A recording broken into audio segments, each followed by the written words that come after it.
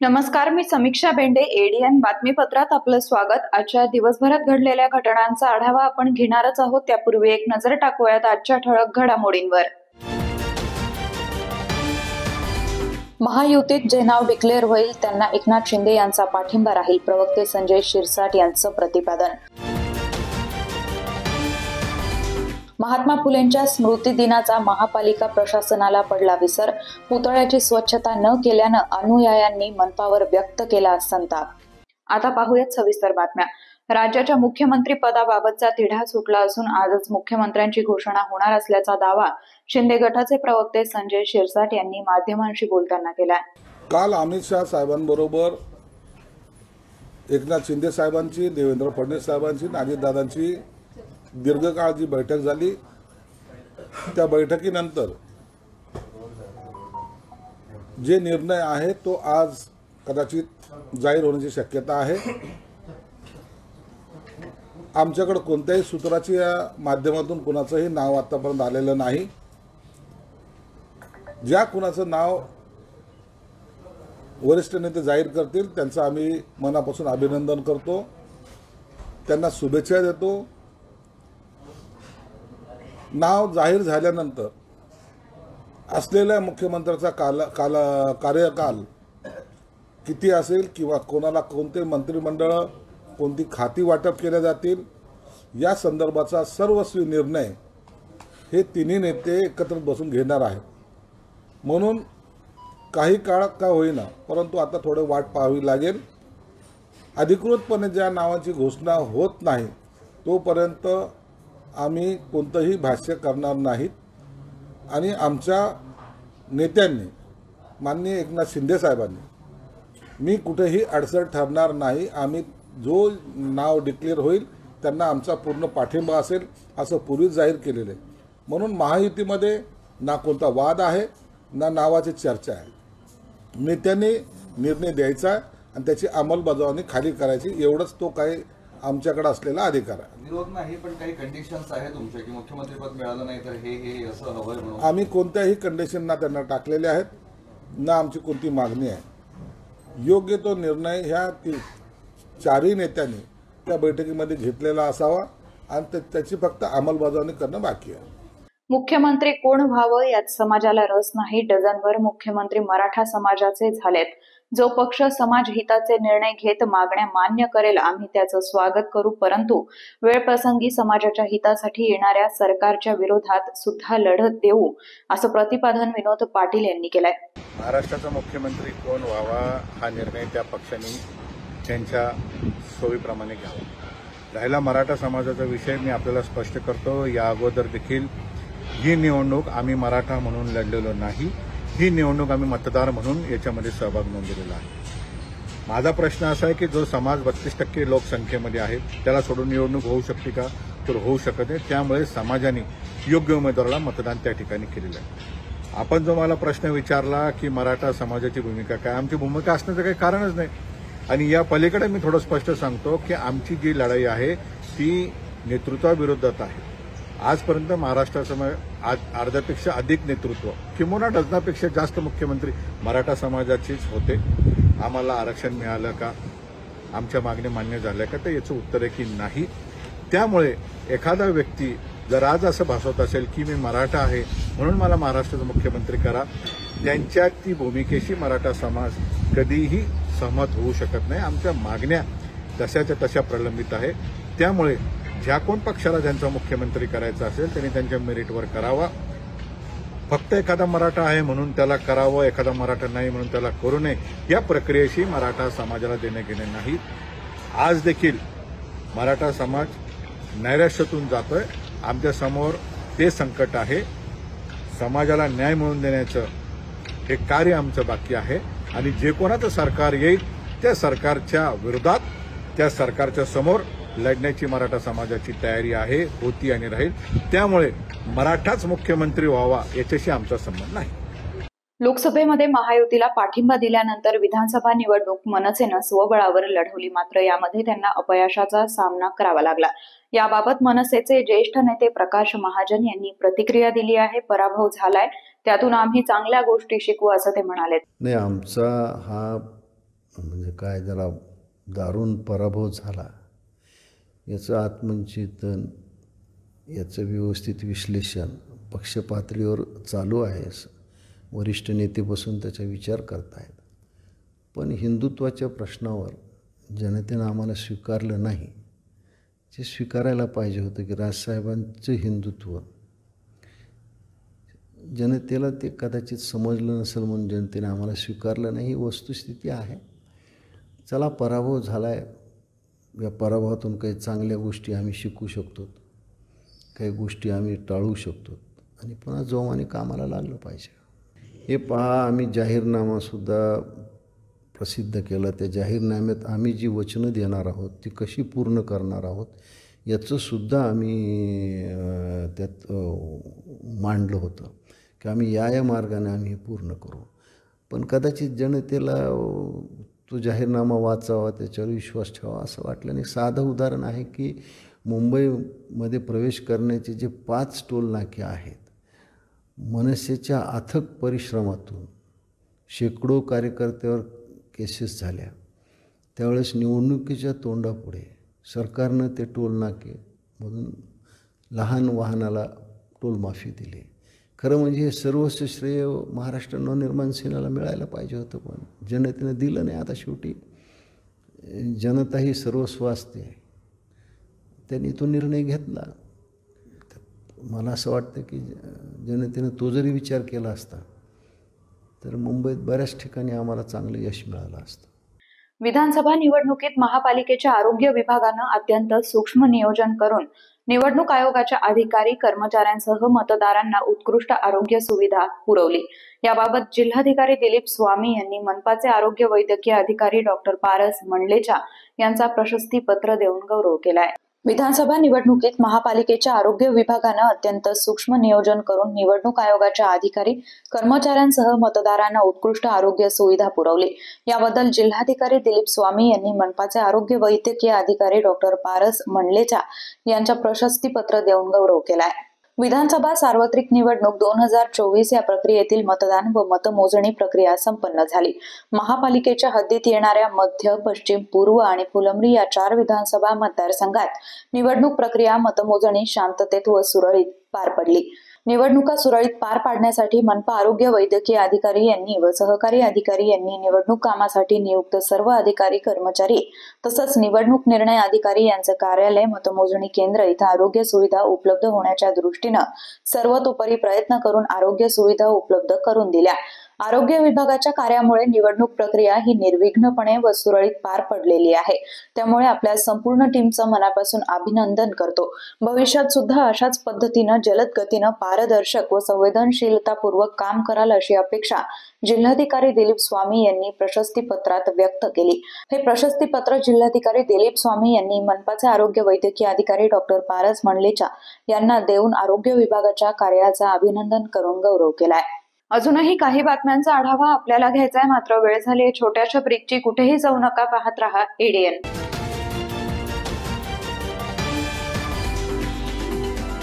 अनेकांच्या मनात स्वप्न असते की देशाची सेवा करायची, परंतु काही लोकच योग्य प्रशिक्षण घेऊन ते वास्तवात पूर्ण करतात. वास्तविक सैनिक बनणे सोपं काम नाही, कारण प्रशिक्षणाच्या मैदानापासून ते युद्धाच्या रणांगणापर्यंत प्रत्येक क्षण संघर्षमय असतो.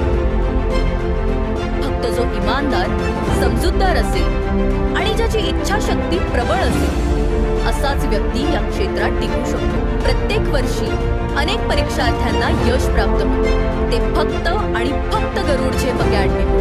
पंख आम्ही देतो, उंच भरारी तुम्ही घ्या.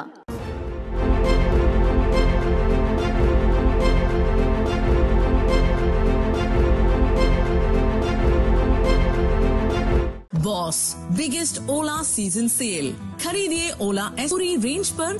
मूव ओएस फीचर्स, 8 साल की battery warranty, hyper charging credit और चुनिंदा कार्ड पर 25,000 तक की छूट पाएं। टॉप सर्विस के साथ 1 दिन की सर्विस गारंटी या एक अतिरिक्त S1 पाएं। जल्दी करें, सीमित अवधि का offer.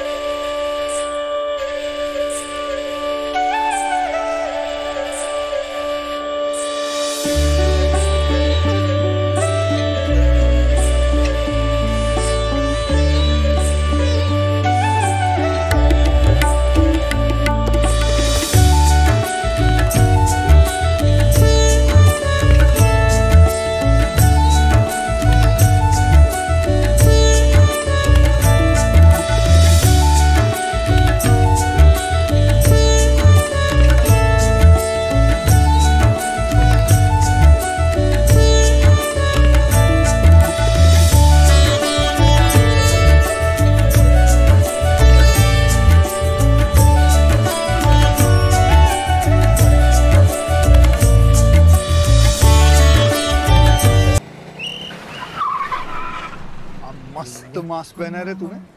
Thank you sir.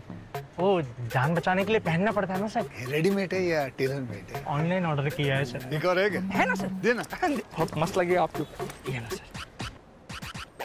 Sir ना भाई, जान बचाने के लिए बाइक चलाते वक्त सिर्फ खोपड़े पे मास्क पहनेगा तो खोपड़े को कौन बचाएगा?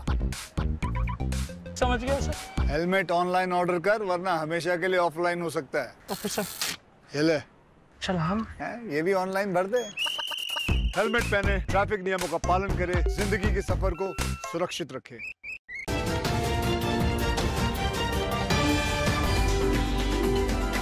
ब्रेक नंतर आपलं स्वागत। महात्मा ज्योतिबा फुले यांचा आज स्मृती दिवस आहे। या स्मृती दिनानिमित्त औरंगपुरा येथील महात्मा ज्योतिबा फुले व सावित्रीबाई फुले यांच्या पुतळ्याच्या परिसरात स्वच्छतेचा महानगरपालिकेला विसर पडला असल्याचं चित्र पाहायला मिळालं। थोर समाज सुधारक महात्मा ज्योतिबा फुले यांचा आज स्मृती दिवस आहे। या स्मृती दिनानिमित्त औरंगपुरा येथील महात्मा ज्योतिबा फुले व सावित्रीबाई फुले यांच्या पुतळ्याला अनुयायांनी अभिवादन केलं। देशभरात मोठ्या उत्साहात साजरा होणाऱ्या या स्मृती दिनाचा मात्र महानगरपालिकेला विसर पडला। शहरातील महात्मा फुले व सावित्रीबाई फुले यांच्या सर्वात मोठ्या पुतळ्याच्या स्वच्छतेचा महानगरपालिकेला विसर पडलाय। महापुरुषांच्या पुतळ्याची स्वच्छता करण्याची जबाबदारी महापालिकेवर असताना स्मृती दिनासारख्या महत्त्वाच्या दिवशी अस्वच्छता असल्यामुळे अभिवादन करण्यासाठी आलेल्या महापालिकेच्या या दुर्लक्षाचा तीव्र शब्दात अनुयायांनी निषेध केला आहे। स्वच्छता न करणाऱ्या अधिकारी कर्मचाऱ्यांवर कारवाई झाली पाहिजे अशी मागणी यावेळी करण्यात आली। त्यामुळे महापालिका आयुक्त स्वच्छता न करणाऱ्या अधिकारी कर्मचाऱ्यांवर कारवाई करणार का असा सवाल केला जातोय। भारतीय क्रांती दल संघटनेचे अधिकारी मला अभिवादन द्यायच्या वेळेस इथं जी आमच्या सावित्रीबाई फुले आणि महात्मा ज्योतिबा फुलेंच्या पुतळ्याजवळ आम्ही अभिवादन करायला आलेलो असता आम्हाला इथे पूर्ण अस्वच्छता आढळली। पुतळ्यावर सुद्धा धूळ आणि घाण आहे। महानगरपालिकेने याच्यावर अतिशय तीव्र शब्दात मी सांगते दुर्लक्ष केलेले आहे आणि पुतळ्याची स्वच्छता केलेली नाही, खाली चबुतऱ्याची पण स्वच्छता केलेली नाही, धूळ जशीची तशीच आहे का। आम्हाला माझा हा तीव्र निषेध मी नोंदवत आहे भारतीय क्रांती दल संघटनेतर्फे। वरती डोक्यावरती धूळ वगैरे काय झालं? आज 137वी स्मृती दिन महात्मा ज्योतिबा फुलेंचा, क्रांतीसूर्य महात्मा ज्योतिबा फुलेंचा आणि त्या निमित्ताने इथं सर्व घटकातील महिला असेल पुरुष असेल हे अभिवादन करायला आलेले आणि महानगरपालिकेचा नाकर्तेपणा म्हणजे आज पुतळ्यावरती धूळ आहे ती साधी साफ करावी किंवा 28 नोव्हेंबरला महात्मा ज्योतिबा फुलेंचा स्मृती दिन आहे हे जर महानगरपालिकेच्या लक्षात नसेल येत तर यापेक्षा दुर्दैवी बाब कोणती असावी? त्यांनी आज स्वच्छ करायला पाहिजे होतं, इथं हार घालायला शिडी आणून करायला पाहिजे होती, इथं धुवायला पाहिजे होता पुतळ्यावरची धूळ बघा तुम्ही तशीच्या तशीच धूळ आहे। सर काय म्हणावं या महानगरपालिकेला? त्यांनी काय करायला पाहिजे, त्यांचा निषेध करावा असं वाटतं ह्या निमित्ताने। महायुतीचं सरकार महात्मा ज्योतिबा फुलेंचा वारसा पुढे चालवू शकत नाही, त्यामुळे हे सरकार पडलं पाहिजे असं प्रतिपादन ॲडव्होकेट अभय टाकसाळ यांनी केलंय।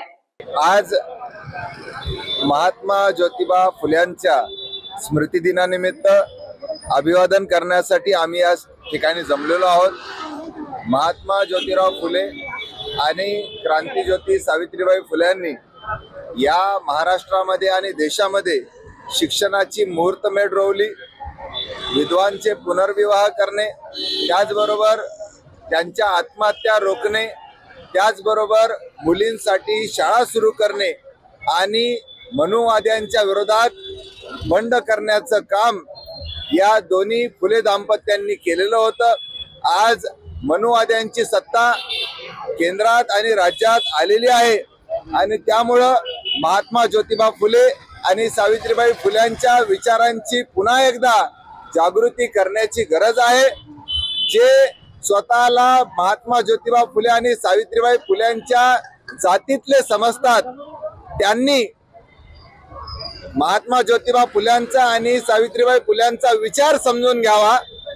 खऱ्या अर्थानं त्यांच्या विचाराचा वारसा जोपासावा.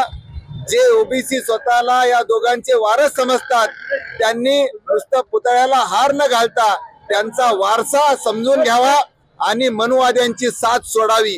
जो कोणी मनुवाद्यांच्या मांडीला मांडी लावून बसतो तो सावित्रीबाई फुले आणि महात्मा फुल्यांचा वारस होऊ शकत नाही. ते फुल्यांच्या आणि सावित्रीबाईंचा वारसा पुढे चालू शकत नाही. ते डॉक्टर बाबासाहेब आंबेडकर आणि छत्रपती शिवाजी महाराज आणि शाहू महाराजांचा वारसा चालू शकत नाही.